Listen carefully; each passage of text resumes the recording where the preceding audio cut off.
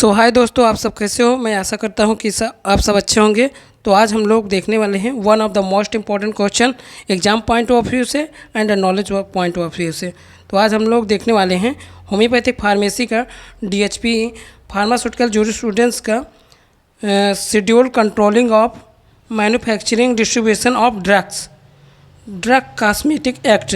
इसके through drug की dispensing और मैन्युफैक्चरिंग और सेलिंग कैसे होती है, इसके बारे में हम लोग समझते हैं इस वीडियो में। यह बहुत ही इम्पोर्टेंट टॉपिक है।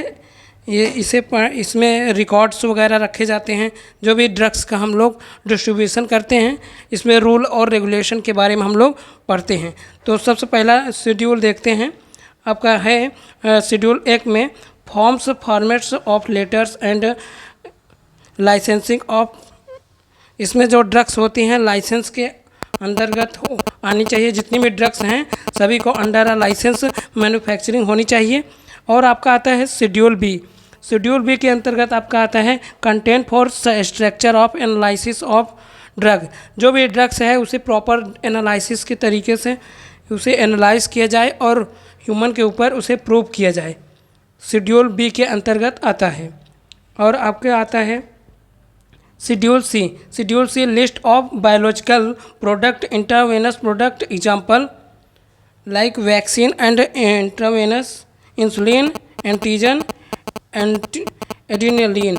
बोला जाए तो ऐसी ड्रग्स जो कि आपके इंट्रावेनस नसों के थ्रू आपके बॉडी के अंदर एडमिनिस्ट्रेट कराया जाए, वो आपकी शेड्यूल सी के अंतर्गत आती है। जैसे लाइक वैक्सीन होती है और इंसुलिन होती है, जो कि आपके नसों के जरिए आपके बॉडी के अंदर इंजेक्ट कराया जाता है। तो ये ऐसी ड्रग्स जो होती हैं वो आपकी इंट्रावेनस के थ्रू दी जाती है, वो शेड्यूल सी के अंतर्गत आती है। अब बात करते हैं शेड्यूल C1। C1 में क्या है? This drug which are not to be given through intravenous root.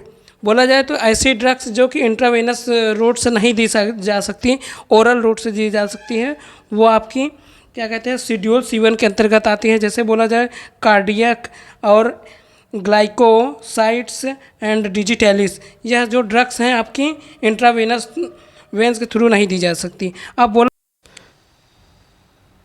Schedule D. Schedule D के अंतर्गत list of drug exempted from the provision to import of drug.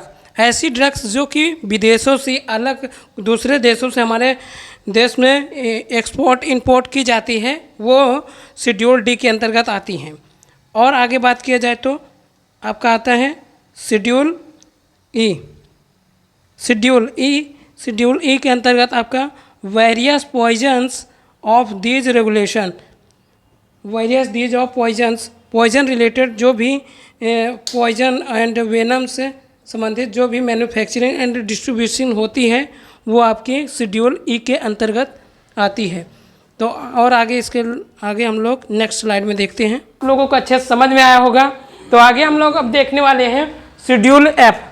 Schedule F में regulation of standard for running blood bank. Blood bank related जितनी भी सारी जानकारियाँ होती हैं schedule F के अंतर्गत होती हैं।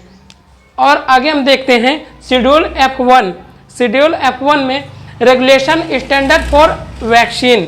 इसमें वैक्सीन रिलेटेड सारी जानकारियाँ शेड्यूल F1 के अंतर्गत आती हैं। और बात करते हैं शेड्यूल F2। शेड्यूल F2 में आती है regulation of standard for surgical dressing. Surgical dressing जैसे कि आप ये क्या है कॉटन वगैरह और पट्टी जो भी चीज़ें आती हैं, ये सर्जिकल ड्रेसिंग शेड्यूल F2 के अंतर्गत आती हैं।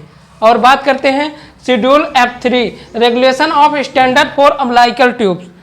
अम्बिलिकल ट्यूब जो ये सारी चीज़ें आती हैं आपकी शेड्यूल F3 के अंतर्गत आती हैं। अब बात करते हैं schedule FF। Regulation standard for ophthalmic ointment solution.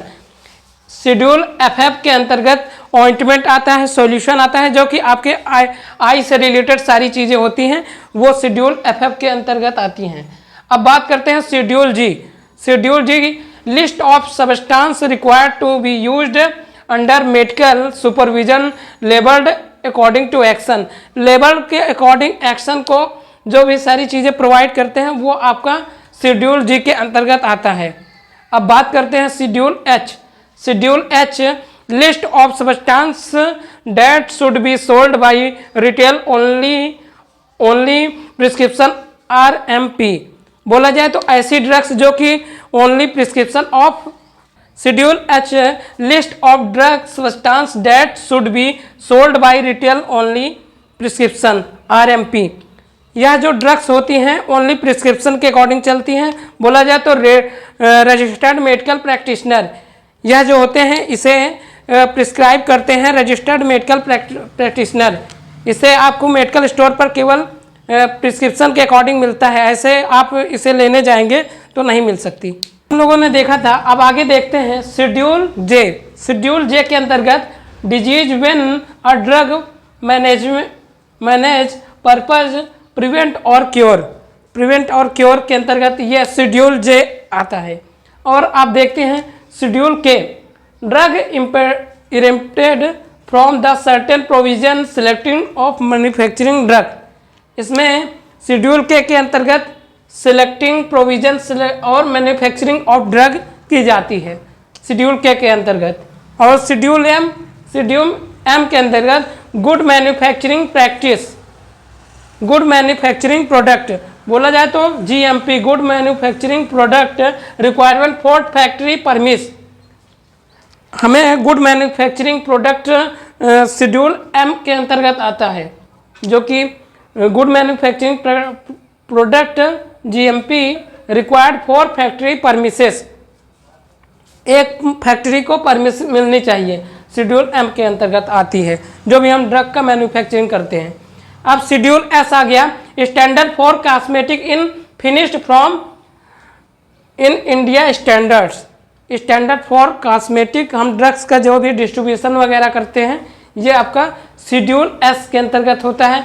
उसके बाद हम देखते हैं schedule T, contain various regulation and requirement for manufacturing of Ayurvedic, सिद्धा और यूनानी। शेड्यूल T के अंतर्गत हम रिक्वायरमेंट और मैन्युफैक्चरिंग करते हैं आयुर्वेदिक और सिद्धा और यूनानी। आगे हम लोग देखते हैं शेड्यूल U, वेरियस रेगुलेशन और requirement for records. Schedule U के अंतर्गत हम ड्रग्स का requirements, various regulation of requirement for records. Drugs, जितनी भी ड्रग्स का हम डिस्ट्रीब्यूशन और डिस्पेंसिंग करते हैं उसका रिकॉर्ड्स भी रखना होता है, वो आपका शेड्यूल U के अंतर्गत आता है। और देखते हैं शेड्यूल V। शेड्यूल V के अंतर्गत स्टैंडर्ड फॉर पेटेंट और प्रॉपर्टीज ऑफ मेडिसिन। जो भी पेटेंट्स का हम लोग देखते हैं उसकी प्रॉपर्टीज के बारे में जो भी चीज़ें होती हैं शेड्यूल V के अंतर्गत आता है। Schedule X, schedule X, list of narcotics, police, psychiatric drug. या जो भी ड्रग्स होती हैं यह आपकी RMP के अंतर्गत आती है। बोला जाए तो जैसे रजिस्टर्ड मेडिकल प्रैक्टिशनर के अंतर्गत आती है। और बात किया जाए शेड्यूल Y, शेड्यूल Y के अंतर्गत requirement of guidelines on clinical trials for imports manufacturing of new drugs. जो भी न्यू ड्रग्स बनती हैं उसको सबसे पहले आपके शेड्यूल Y के अंतर्गत रखा जाता है, फिर जाके वो कॉमनली यूज में आती हैं। तो आई होप आप लोगों को ये वीडियो अच्छे से समझ में आया होगा। अगर ये वीडियो से आपको ज़्यादा भी नॉलेज मिली हो तो वीडियो को लाइक कर दीजिए और चैनल को सब्सक्राइब कर दीजिए। मिलते हैं इसी तरीके का नॉलेजेबल वीडियो में, तब तक के लिए अपना ध्यान रखिए। जय हिंद, जय भारत।